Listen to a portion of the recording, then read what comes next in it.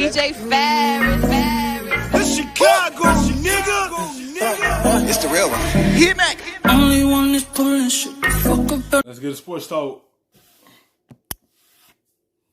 We're seeing Dalvin Cook. What's the latest on his contract situation? All right now the contract conversations are being shelved, and this past weekend I was told that the Vikings met with his agent to have a face-to-face conversation, but they weren't able to come to an agreement. So right now Dalvin Cook is going to play, and we should expect him to see him in week 1. Okay, so with that thought in mind, and I want to bring Ninkovich and Booger into the conversation.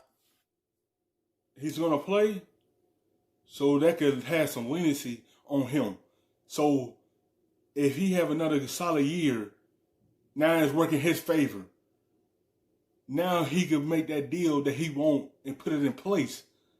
And then they going to look at it as, yeah, we're going to pay the man because he came and had a good season. This upcoming season, he going to have one. Because he had one last season to get a new contract that he feel that he worth, because he is consistent. When he do be on the field, he averaged about like 4 yards a carry.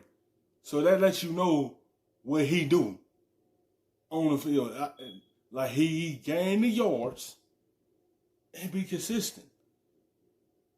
I could see if he was not average that much yards, but he is. If he do the same thing this season, it's in his favor. Here, we do a feature every now and again called Unsolicited Advice, because like most geniuses, I won't be fully appreciated till after my time. And Dalvin Cook, he doesn't need advice from me, but I'm going to offer it to him anyway. Booger, I'm looking right at you. Dalvin Cook should set himself up with like some sort of a little a cabin, a hut, whatever it is he wants on the beach in Cabo. Call it Shea Zeke Elliott. And he should hang out down there, and he shouldn't even consider taking a snap in anger until he has a contract. That guy's going to play for $1.3 million this year. He's overwhelmingly the most important player on that offense. His coach only wants to run the football. Yes, he's a big part of that offense. Look at the difference that he do for Kirk Cousins.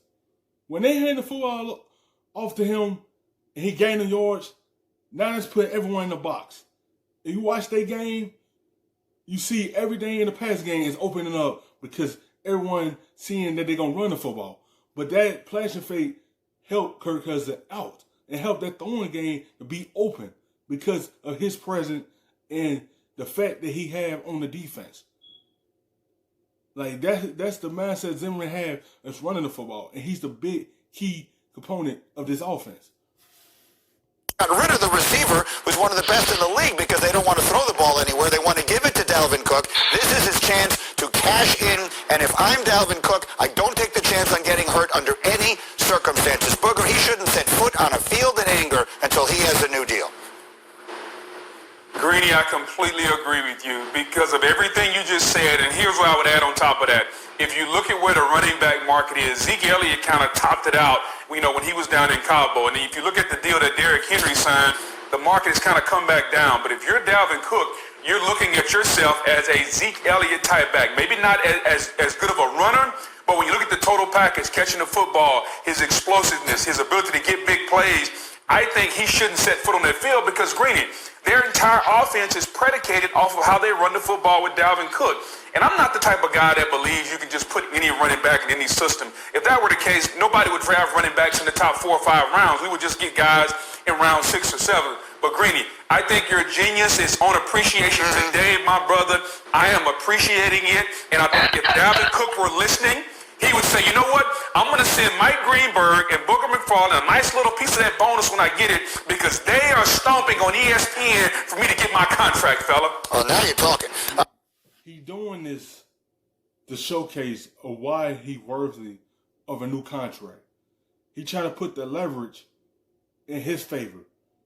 So now so they can dictate what they want to do to give it to him because they see what he's producing on the field.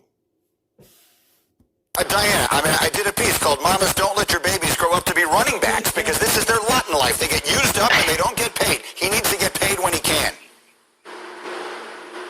I see both sides. sides of this, but let's just look at it this way, right? So Dalvin Cook is playing on this rookie deal. He showed up for camp because he doesn't want to pay all those big fines. Because remember, it's not up to the team anymore. You will be fined if you miss training camp, right? So he's doing the right thing here. He hasn't technically said he'll show up for week 1 just yet, but then he would miss game salary. And he is on the rookie deal. He's not making a lot of money. And then, oh yeah, right now the financials in the NFL, they're really up in the air. So let's look at this from Dalvin Cook's side of this. He could possibly make so much more money if he goes out there, has a spectacular season. He might be able to get paid a lot more money from another team outside the Minnesota Vikings. Maybe. Ninkovich, what do you think? Quick thought. Yeah. Like, if he go out there and have a big year, and someone pay attention to that need a running back, they is going to offer that deal, and he's going to take that deal.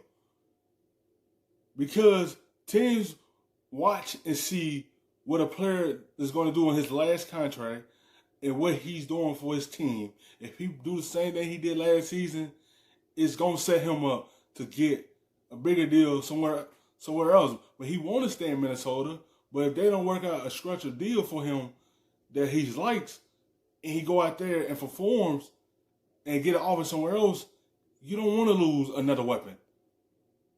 You already lost Diggs. You don't want to lose Cook in the backfield. That's 2 weapons that's gone. I understand they have Thielen still, but you don't have the other guy opposite him. And then you gotta hope the second-year running back have a breakout year, so you know, okay, now if Cook leave, we have someone to try to replace him. But he don't, and then it's gonna be a big hole that you had to fill, that you always had to fill at the wide receiver position. Well, if was a fifth, I just want to say that, look, I agree with you, Green. I think that he shouldn't step foot on that field. We just saw with Gerald McCoy in the Cowboys. With the Cowboys, he went out there, he tore his quad tendon, and what did they do? They cut him, and his contract was null and void because of pre-existing injuries. So, look, the NFL is all about the bottom line and making money. So, look, if you're a player, and you're a running back especially, because we know how short those careers are, you go out in Cabo, you go out somewhere, nice sandy beach somewhere, have a cocktail, get yourself, run on the beach, stay in shape. But don't go back on that field until you get paid. Because at the end of the day, if he goes out there and gets hurt this year, they're not going to pay him. Thank you for watching ESPN on YouTube.